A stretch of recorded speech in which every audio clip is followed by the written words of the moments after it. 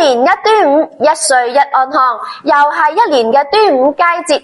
在此淡淡祝大家端午安康，諸事順遂。今日為大家分享嘅呢係我哋江門嘅鹹粽子，嗱，大家中意食嘅記得嚟啦。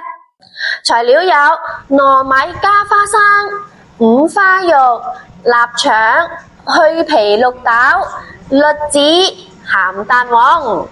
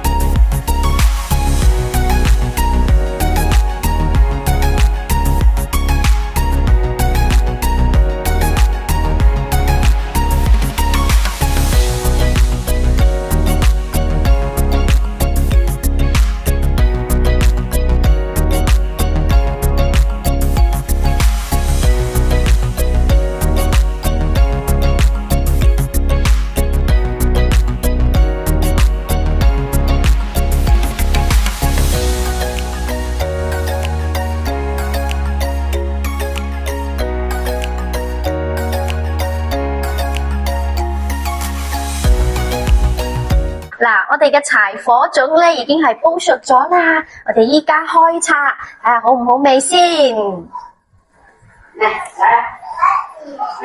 一個人吃一個好啦。哇，熱辣辣㗎，啱啱起鑊㗎咋。哇，大家睇下呢個柴火粽正唔正？都。